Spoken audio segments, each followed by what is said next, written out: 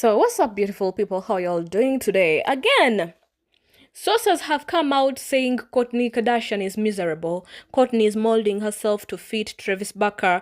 Kourtney is no longer herself. And honestly, I think it is all ridiculous. People forget Kourtney Kardashian didn't start distancing from her family because of Travis Barker. Kourtney has been trying to escape the Kardashian machine for over a decade. She has said it, cried about it, and even walked away from the show because of how toxic the environment was for her peace. Now look, people are again saying, if she loves her peace so much, why did she return to the Kardashian show? Because we are seeing her this year on this episode of the Kardashians. And let's be honest, returning to the show doesn't mean she's unhappy in her marriage. It means she's a Kardashian. Business is business. Contracts are contracts. And the Kardashians are not just a family, they are an empire. Kourtney leaving completely would upset brand deals, affect Hulu contracts, shift storylines, and make room for people to create even wilder narratives about her. Now, coming back doesn't mean she's miserable. Sometimes you return to a space not because you need it emotionally, but because you understand the business structure of your family. And remember, Kourtney's always struggled with boundaries in that family. Her returning could also simply mean she's in a stable enough place with Travis and her own life to face the noise again. Not that she's running from him. Now, remember, this woman raised kids with a man who battled addictions, disrespect, and emotional instability for years. I'm talking about Scott Disick. Now, Scott Disick put her through phases the public still jokes about, but those things leave real wounds. When someone finally finds a relationship that feels quiet, feels adult, feels intentional, people call it toxic, simply because it doesn't look Kardashian approved. Yes. Her style changed. Yes. The PDA is a lot. But why do we act like women can't grow or evolve or even experience with aesthetics? Why is it only influence when a woman adjusts to her partner? Why isn't it healing or simply being in love? Now, Kourtney has always been different. Calmer, softer, less fame hungry, fine, a little bit violent. So, when she finally chooses a life away from cameras, drama, and branding, suddenly she's being controlled and people are forgetting how her past relationships were, affecting her negatively. She's choosing peace, she's choosing stability, and maybe, just maybe, she's choosing to express a love she was never allowed to enjoy publicly with Scott Disick. We can critique the weird red carpet tongue moments. They are funny, even cringe, we all agree, but let's not pretend she hasn't earned the right to love loudly after being mistreated quietly for years.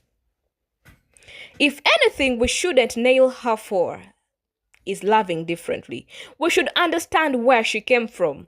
Now, again, people love bringing this up like it's some big scandal. And let's clear this up right now. Before Travis and Kourtney became a couple, the Kardashians were celebrities to him, the same way they were to the whole world. He said Kim was pretty. Millions of people did. He said Kim is pretty, Kim this, Kim that, and a lot of people thought he couldn't move on. That doesn't mean he pursued her or he didn't stop pursuing her. And it definitely doesn't mean he was waiting for, his chance. Men are allowed to find celebrities attractive before they meet the woman they actually fall in love with. Attraction isn't commitment. Attraction isn't pursuit. Attraction isn't destiny. The truth. If Travis really wanted Kim, trust me, we would have known. The Kardashians don't hide anything that benefits the storyline. But he chose Kourtney privately, naturally, without the Hollywood circus. And Kourtney is not a, consolation prize. She is the woman he built a life, family, and future with. Now, again, this one is painful but important. Khloe being close to Scott is not new, right? Now, Khloe has always been the fixer, the caretaker of the family. she has always portrayed herself like that. I don't know what her storyline is, but she has always, tried to tell the public she's this, fixer of everything in her family. Everybody else runs to her. Anyway, she gravitates to broken people, because she likes to maybe rescue, support, and nurture them. Maybe. But here is the problem again. You can't be closer to your sister's ex than your sister. Come on, guys. Especially an ex who publicly humiliated that sister for years. And people forget this. Kourtney and Khloe used to be inseparable. Khloe's bond with Scott grew because during a time when Kourtney was struggling, pregnant, crying on camera, and trying to hold her life together.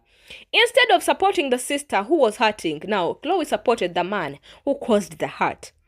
So the distance now, it's not about Travis. It's not about rock and roll aesthetics.